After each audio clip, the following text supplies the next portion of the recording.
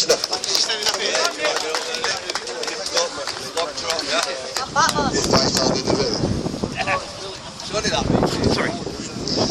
Thank you everybody for coming today. As Billy said, my name is Nick Buckley.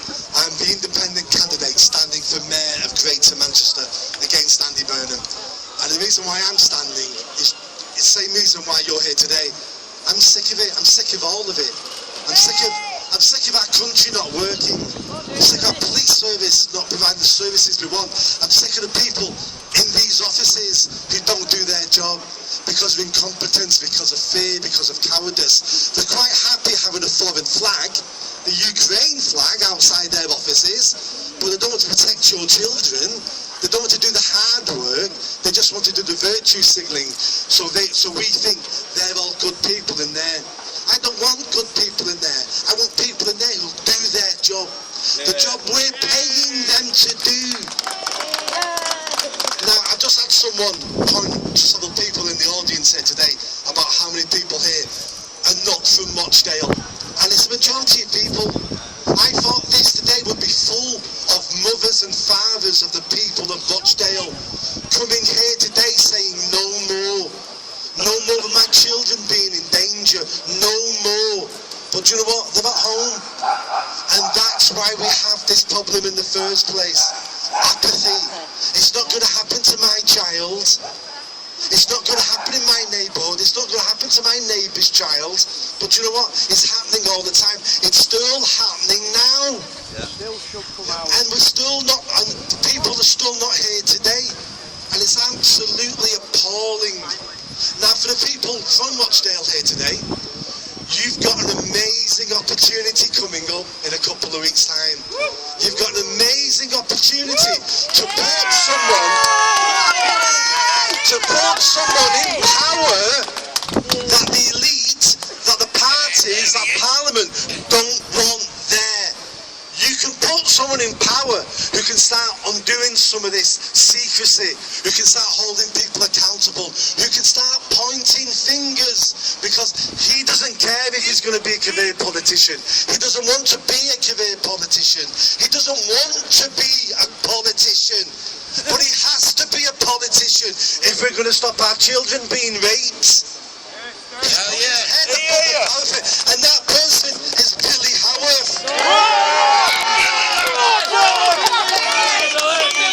So make sure, if you're from Rochdale, make sure you know who you're going to put that tick in the box for. And that's not good enough, because there's only so many of you here today. I want you leaving here today, knocking on your neighbours' doors, saying, do you know who you should vote in a couple of weeks' time? I want you to vote for Billy Howarth, because he's on our side. He's on no one else's side. He's not even on his own side. He's on our side. And I want you to get at least 10, 20 people in your neighbourhood saying, I'm voting for Billy as well. It's the only way we're going to do it. We can't wait for anybody else to fix these problems for us. If we don't do it, no one's going to do it. And if we don't help Billy get to Parliament, then no one's going to do it. So it's down to us, it's down to you. And if you're stood here today thinking, there's nothing I can really do, there's nothing I can do, there's always something you can do. The biggest con the elite played on us over the last 50 years was convincing people your vote doesn't matter. They've tricked us. Your vote doesn't matter. So sit at home, watch Coronation Street and keep your mouth shut. And that's what they've done. People died for us to have a vote. Because it's the only way we change things in this country is through the ballot box. Things like this change nothing. Marching on the streets change nothing. It might make us feel better and we get to meet like-minded people, but it doesn't change anything. The ballot box is how we change things in this country.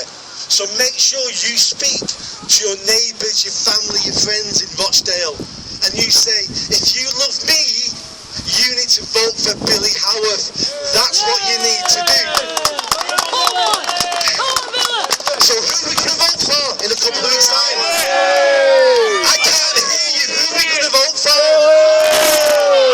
Well, make sure you do. Now, that's enough for me. Let's hear from the man himself, The man who spent over a decade protecting your children, protecting your community, making sure people knew what was going on. Let's hear it now for Billy Howarth.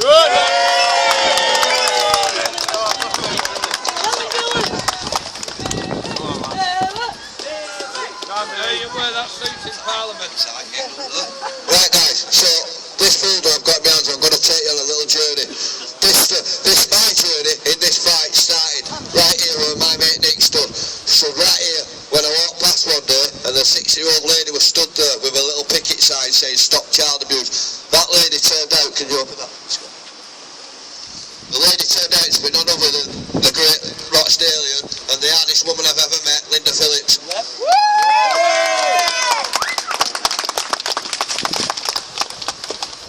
This is Linda Phillips. I'm going to take you on the full journey that I've been on. I'm going to explain to you every step that I've taken trying to stand in this side for child abuse. Linda Phillips was the benchmark for me. She was the first. She'd been fighting for 10 years, 15 years before I met her against the boys of No View. The boys of No View was a local school that Sir Earl Smith was governor of, and he was using it for his own little sessions of going round there and touching little boys and doing whatever to little boys. It weren't just Sir Earl Smith, it was the goddamn full members of staff were doing it. They was bringing people in from the outside to do it, and they were doing it to the boys' children. Back then, we'd have known that school as a naughty boys' school. Today, that school would have been known as a special needs school.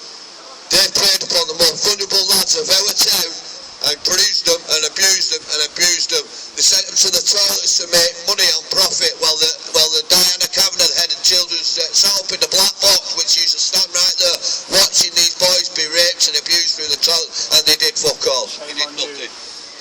So we fought for 10 years, she fought for 30, which led to this. The National Independent Inquiry to Child Sexual Abuse, the ICSA inquiry. The ICSA inquiry exposed everything that Linda had said happened to them boys, and still today, 35 years later, not one person has been arrested, convicted or held to account. No, don't let her get away. Jackie Smith. Don't let her get away. We won't be letting her get away. The one person who's prevalent in Rochdale Council throughout this was the Chief Executive. This is Steve Rumbelow. He was there through the cover-up of No View. He was there through not one, but 3 grooming scandals in Rochdale. And not just the grooming scandals, but the housing scandals in Rochdale too. I called today after the GMCA review released information. Get him sent to prison! Get him sent to jail. Because of this man, Gordon Brown, the former Prime Minister of the Labour Party, sent a memo out when it were referring to the girls of Rochdale. It said, these girls' chaotic lifestyles were the reason for their own abuse. That was accountable action. Until this day, 20 years later, 15 years later, I apologise, 15 years later, he's never been held to account. Let me have this goop. Oh no. Let's So this man was the head of the Crown Prosecution Service. This guy was the head of the Crown Prosecution Service in the UK. He was the one that said, okay then, we won't proceed. They had evidence upon evidence and they decided not to proceed. That again is accountable action. He wants free. King Starmer, get rid of him. Wants putting in prison for life.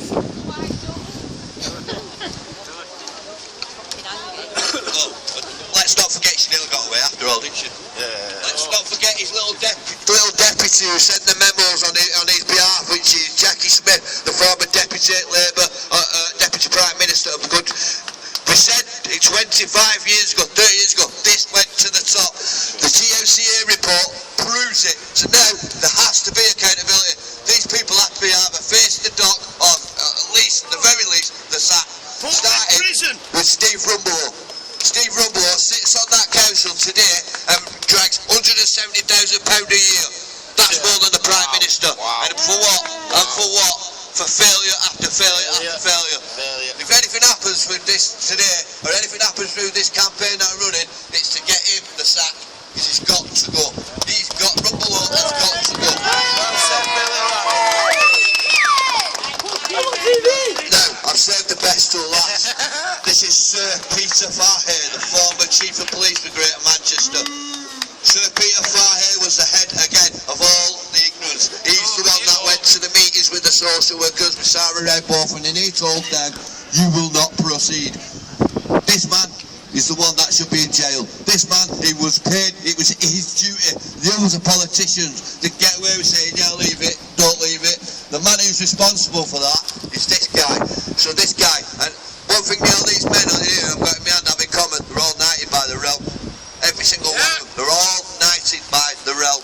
And this is the final straw, guy. You mean like Sir Jimmy Savile? Yeah, a bit like Sir Jimmy Savile and Sir Stuart Hall and the rest of them. Guys, it will not get better until we make it better. It's not going to stop until we make it stop. That's why I've called today. I want to stand there. I want them to see us. So what they did is give them all the day off. They're not even here to see us do this. But I hope they see the videos and I hope the town's watching. Like Nick said, that this should be full of Rochdalians. It should be full. Yeah. Their kids. It's their future. And they're not here. It's a shame. But don't let that stop you guys. Get to the ballot box, back me, because if I become your member of parliament, I will sack him. Not only will I sack him, but I'll sack every other director of children's service. There'll be a top-down reform, and I'll be looking at taking both Greater Manchester Police and Rochdale Council, along with my friend Nick Buckley, to court, and we'll be looking at taking the Home Office to court, and finally, once and for all, to get the Rochdale Free deported. So that's what we're going to be doing, guys, going forward. This is going to start building, we're going to keep going. Get rid of them all. What about the current mayor, Mr. Burnham, who's only just... Oh, no, I'm just coming to him. No, don't you worry about him. He's a neighbour of mine, he's a useless piece of... Look, on this election, the person I tried to reach out to, and I'm going to tell you something that some of you might not know, I voted for Andy Burnham. For the simple reason is, yeah, boo, because I booed myself for that, because the option was Tony Lloyd. Now, I knew Tony Lloyd as Police and Crime Commissioner. I'm not going to speak ill of the dead, we'll leave it there, but Tony Lloyd was Covering it up for me, okay? He's no longer here, so I'm not going to be discredited, I'm not going to go out. There's nothing I can do, they can't be held to account. He's got to answer to his own God, hasn't he? That's the only way that can end. But these are still here, these are still in public office, these are still doing what they said they wouldn't do. I seen an interview from Superintendent Watson last week saying, what happened in Greater Manchester then wouldn't happen again today. I heard it 10 years ago, I heard it 20 years ago, I heard it 30 years ago. It's not going to change until you guys change it. And the only way, and trust me, believe me or not, I've been on the street for 20 years. Believe me, when I said the only way we're going to change this is at the ballot box. When we get rid of that mainstream party and an independent runs for his town, what he loves, and nobody else. Yeah, we don't want none of these George Galloways. We don't want Mr. Alley from Lancaster who run his own council into the ground. They're coming here. And we certainly don't want Dan Tuck neither. We certainly don't want Dan Tuck neither. We don't want Simon neither. We've had it before, how did that work out? You all know. If you're from Rochdale, you'll